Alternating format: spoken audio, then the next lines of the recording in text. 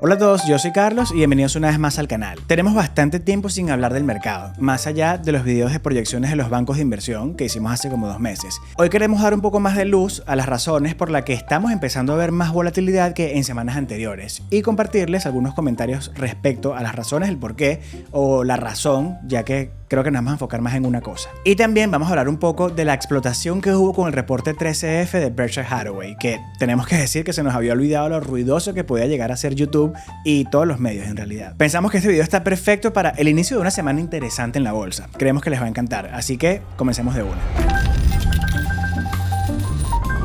Algo que queremos mencionar desde el principio, en caso de que no te quedes hasta el final del video, es que si bien el mercado de valores es una forma indiscutible para generar riqueza a largo plazo, la misma no se va a generar en línea recta. Esto es algo que podemos comprobar no solo en la historia, sino en el día a día, el mes a mes y el año a año con nuestros propios portafolios. La volatilidad del mercado es parte del trato. Ya sabemos, por los análisis que hemos hecho juntos, y les voy a dejar los videos en la descripción para los que no los han visto, que en promedio un 70% del tiempo el mercado cotiza en positivo, por lo que deberíamos esperar al menos un 30% del tiempo en negativo. Lo que quiere decir que no solo sube o no solo baja. En ciertos periodos el mercado cambia de dirección. Dicho esto, muchos inversores están en la búsqueda constante de métricas, patrones, eventos y datos que puedan ayudarnos a pronosticar estos cambios de dirección para así tratar de adelantarnos al movimiento. Y esta búsqueda es justamente una de las causas de la volatilidad, que repito, no está mal, esto es parte del mercado. Aunque esta búsqueda para tratar de adelantarnos al movimiento no es algo que nosotros mismos practicamos, sí nos gusta averiguar y entender qué es lo que está pasando. Entonces, ¿qué es lo que está pasando ahora? Pues muchas cosas. El resumen de el porqué de la volatilidad que estamos comenzando a ver, en nuestra opinión, se debe a las valuaciones. Las mismas están bien altas y esto deja poco espacio para la incertidumbre o cualquier otra cosa que no sea perfecta. Y esas valuaciones altas están existiendo junto a una situación de aranceles completamente incierta, una probabilidad bien alta de que la inflación incremente, lo que en consecuencia deshabilita a la Fed para poder bajar las tasas, una confianza del consumidor deteriorada y unos reportes de ganancias buenos pero no perfectos. Cuando las valuaciones están altas, cualquier cosa que sea pequeña puede hacer que los precios bajen, o mejor dicho, que corrijan. ¿Qué tan altas están las valuaciones? Pues el S&P 500 cerró febrero con un PI de 29.79, más alto de lo que estuvimos en las últimas 2 aventuras en la bolsa. Primero, el crash por la pandemia en febrero-marzo de 2020, donde vimos una caída de más del 30% en solo 30 días, lo cual fue un reality check para todos los que hasta ese momento tenían menos de una década invirtiendo y creían que las caídas del 30% eran básicamente una historia. Y segundo, por supuesto, el lentísimo y doloroso mercado bajista de 2022, donde tuvimos que esperar prácticamente 2 años para ver otro máximo histórico. Esto fue en caso de que la caída del 30% no nos enseñó lo suficiente, de que la bolsa no siempre sube, pues aquí tuvimos un mercado bajista bien lento y doloroso para que nos quede claro, de que la bolsa no siempre sube. Ahora, el hecho de que en este momento estemos en un punto de evaluación más alto no necesariamente es un indicador de que vaya a haber una caída inminente o que estemos a punto de entrar en un mercado bajista.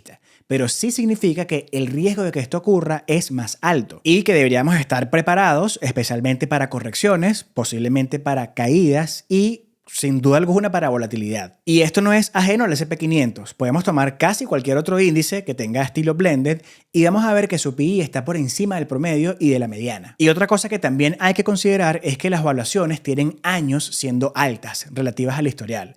Sabemos que el promedio de más de 100 años es de alrededor de 16. Y para el Shiller PE, que es una versión más refinada del PE, ya que ajusta las ganancias a la inflación y a los movimientos cíclicos, el promedio es de 17. El problema de estos promedios, o no debería ser problema, sino la característica, es que incluye periodos del mercado que son completamente diferentes uno al otro. Por ejemplo, a finales de 1800, Estados Unidos todavía era una economía emergente, algo muy diferente a como era en la década de 1960. Y ninguna de estas dos se puede comparar a la transformación que estamos viviendo hoy con la inteligencia artificial. Factor que, por cierto, es lo que está manteniendo el optimismo a largo plazo en la bolsa, que la inteligencia artificial va a ser el principal propulsor de la productividad de la próxima década. Dicho eso, si nos vamos a los últimos 20 años, el promedio estaría más cerca de 25 que de 17, lo que quiere decir que tenemos bastante tiempo con valuaciones más exigentes. A números de hoy, todavía estamos en el rango alto, pero es posible que sigamos en una tendencia de valoraciones más altas por más tiempo, lo que quiere decir que la volatilidad realidad debería estar aún más presente que nunca,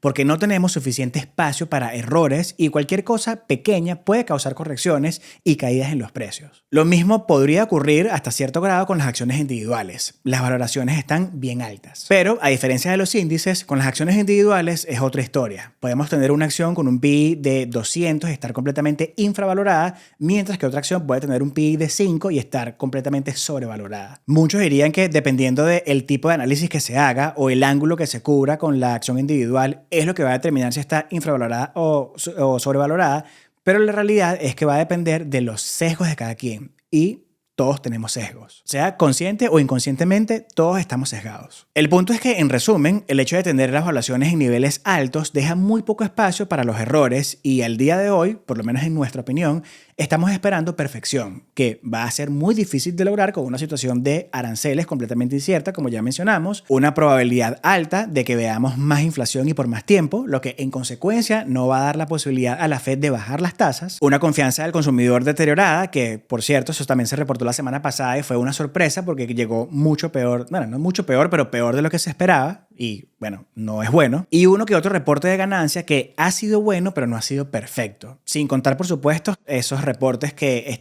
sí están pronosticando una desaceleración en el futuro, sobre todo en Q4, como fue el caso de Walmart. Y esos indicadores tienen un efecto importante en el mercado. Con todo este ambiente, es razonable que esperemos más correcciones y, repito, nunca está de más en situaciones como esta estar preparados por si acaso llega algo más que una corrección, como una caída. ¿Qué significa estar preparados? Tener un fondo de emergencia completamente listo y armado. Si no lo tienes, que esto sea tu prioridad en este momento, tener un perfil de inversión completamente definido, saber cuál es nuestro horizonte de tiempo y cuál es nuestra tolerancia al riesgo, idealmente ya tener determinado cómo se debería ver nuestro portafolio basado en ese perfil de inversión, y tercero, por supuesto, tener dinero disponible para invertir. Nosotros personalmente no tratamos de cronometrar el mercado, no estamos a la búsqueda de ese momento en que vaya a cambiar la dirección. Nosotros invertimos constantemente todos los meses un monto fijo, pero sí tenemos dinero a un lado por si acaso vienen caídas interesantes para incrementar el monto de inversión. Pero entonces, estos son algunos de los factores que el mercado está mirando en este momento y con que uno solo de estos muestre datos que no se esperen va a hacer que el mercado corrija. Por supuesto que hay cientos de otros factores en los radares de muchos, como la tensión con la situación de Ucrania, la venta del S&P 500 por parte de Berkshire Hathaway, más la acumulación de efectivo que sigue subiendo. Al día de hoy ya está a más de 330 billones o 330 mil millones de dólares, dicho a escala corta. Y la teoría con la reducción de la oferta monetaria M2, que lo leímos ayer, pero esto se habló hace como 2 años, que decía que desde hace 90 años el M2 no decrecía y que las veces que lo hizo fue un precedente de las depresiones en Estados Unidos. No sé si habían escuchado ese análisis de la oferta monetaria M2, que, repito, fue hace como 2 años, pero estamos viendo que están de nuevo hablando de eso. Si la conoces, nos encantaría saber tu opinión al respecto. Por el lado de Berkshire Hathaway, hace como 2 semanas publicaron los reportes 13F de los movimientos que hicieron el último trimestre de 2024. Hubo varios ajustes, siendo los más relevantes la venta de Bank of America y Citigroup y la nueva compra de Constellation Brands, que es la empresa dueña de Corona y Modelo, que aunque fue una compra pequeña para los números de Berkshire, no me parece tan irrelevante, comparándolo con cómo ha entrado con otras compras. Esta fue una transacción que me llamó bastante la atención y me provoca hacer un video dedicado solo de Constellation Brands, especialmente porque ahora está a un mejor precio de lo que estuvo cuando Berkshire compró. Pero lo que dio más de qué hablar, por lo menos a los medios y casi a todos los canales de finanzas en YouTube, fue la salida del 100% de SPY y BOO, los principales ETFs que replican al S&P 500. Cuando Andrea y yo vimos el headline, nuestra primera impresión fue sorpresa. Claramente fuimos de una a revisar el reporte y cuando vimos que ese 100% representaba un 0.01%, bueno, 0.02% contando los dos ETFs, cerramos la computadora y seguimos tomando café, porque no fue nada. No representa absolutamente nada ni para Berkshire ni para los ETFs, literalmente nada. Luego vimos que comenzaron a publicar más y más artículos y más videos al respecto. Incluso leímos artículos de personas que tienen la teoría que Warren Buffett personalmente tenía esa posición pequeña para que cuando llegara el momento venderla y darles una señal al inversor pequeño que algo malo estaba por venir.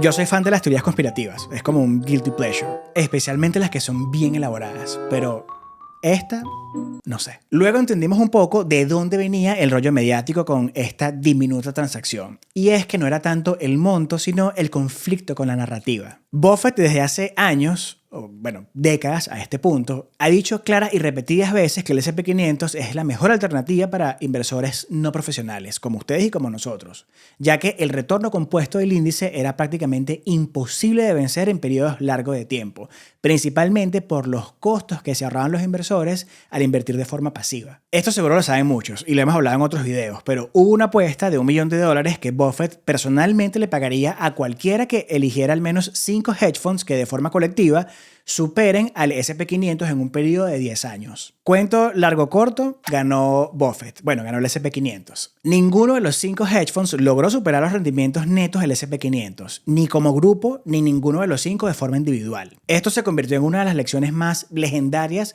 en la historia de las finanzas y otra lección más bien palpable de que la estrategia simple es más eficiente que la compleja en periodos largos de tiempo. Largos de tiempo, estamos hablando de más de 10 años. Entonces, no fue solo ese evento que duró prácticamente una década, ni los años anteriores que Buffett venía diciendo lo mismo sobre el S&P 500 y también que le asignen a la esposa el 90% de los activos en el S&P 500 una vez que Buffett ya no esté. Es toda esa narrativa y que luego en un momento cualquiera sale al 100% de esta posición que estaba sosteniendo es lo que estaba causando todo este revuelo. Pero claramente todo es clickbait, porque como lo dijimos, Berkshire no debía tener esa posición y la sorpresa debió haber sido enterarnos que la tenía en primer lugar. Comenzando con que uno de los objetivos de Buffett es hacer crecer el valor intrínseco de Berkshire Hathaway a una mayor tasa que la del S&P 500. En otras palabras, obtener un mejor rendimiento. Ese objetivo no se puede cumplir sosteniendo al S&P 500 por matemática simple, o por ni siquiera matemática, por lógica simple. Esos fondos van a crecer exactamente a la misma tasa que el S&P 500. Claro que pueden haber estrategias, y existen estrategias en donde se estructura un portafolio base que incluye el S&P 500 y luego portafolios satélites que intentan obtener un rendimiento mayor, pero al final la dispersión va a estar directamente relacionada al monto asignado al S&P 500 y por mejor rendimiento que se obtenga, no se va a despegar demasiado. Pero Berkshire Hathaway no es un hedge fund, ni tampoco un fondo en general, es un conglomerado y su objetivo es invertir en negocios. Ni siquiera las acciones, o sea, las acciones como activos, sino negocios. De hecho, y eso creo que también lo saben, pero las posiciones en acciones son solo una parte de las tenencias de todo el conglomerado, como mucho la mitad. Y a este punto, claramente menos. Entonces, por ese lado, aunque la opinión de Buffett es clara sobre el S&P 500 y no ha cambiado, él, o Berkshire mejor dicho, no debería sostener el S&P 500. Y por otro lado, la porción que tenía era insignificante. Que haya vendido el 0.2% es casi el equivalente a que estés caminando por la calle, se te caigan 25 centavos al piso, los veas y digas, los voy a dejar ahí. Es literalmente nada. En nuestra opinión, en cuestiones de Buffett o de Berkshire Hathaway realmente, la historia no está tanto en la venta del S&P 500, sino en la cantidad de efectivo que se lleva acumulando. Por mucho tiempo, el efectivo en mano de Berkshire ha sido como un indicador en el mercado. Otro de esos tantos indicadores que les mencionamos al inicio del video. Porque sabemos que la filosofía de Buffett es ser codicioso cuando los demás tienen miedo y tener miedo cuando los demás son codiciosos. Al aumentar o desplegar su efectivo en mano, que debería estar asignado en acciones, es una manera evidente para poner esto en práctica. Sin embargo, recientemente dio un poco más de contexto sobre el tamaño de la posición en efectivo que está en 334 billones o 334 mil millones dicho a escala corta, lo cual es una locura, es insane, como dirían algunos. Según un artículo de Motley Fool, Buffett dijo que el 53% de los negocios de Berkshire Hathaway reportaron ganancias decrecientes en 2024, pero Berkshire como holding company se benefició de un aumento predecible en los ingresos por inversiones en bonos del tesoro. Estos ingresos, que son más predecibles, cubrieron contra la disminución de las ganancias en los negocios de Berkshire Hathaway y por eso expandió sustancialmente su posición en ellas. Pero según otro artículo de Wall Street Journal, dice que sigue enfocado en equities y que ese siempre va a ser el foco para la asignación del dinero. Nunca va a priorizar el efectivo sobre sostener negocios. Personalmente, sí creo que mucha de la razón por la que ese monto en efectivo sigue aumentando es porque no ha encontrado un espacio lógico en el mercado para desplegarlo. Claramente, el tamaño de la asignación creo que es el reto más grande, y esto lo hemos hablado también en muchos otros videos. No hay muchas opciones para Berkshire poder poner, sobre todo en compañías públicas, poner un monto grande de dinero que sea relevante el retorno para todo lo que tiene que invertir. Pero sí creo que si hubiera la oportunidad de hacerlo, lo haría sin ningún problema. y creo que no la ha encontrado. Pero mientras espera, no tiene problema en recibir un 4% que compite con los dividendos de empresas excelentes. Y con ese último comentario concluimos el video de hoy. Como les dijimos, tenemos pensado publicar más videos relacionados al mercado, acciones individuales, análisis de ETFs, etc. Así que pueden esperar eso en los próximos videos. Esperamos que te haya gustado este video y de ser así no te olvides de dejarnos tu like, tu comentario y considera suscribirte al canal si aún no lo has hecho. Bye.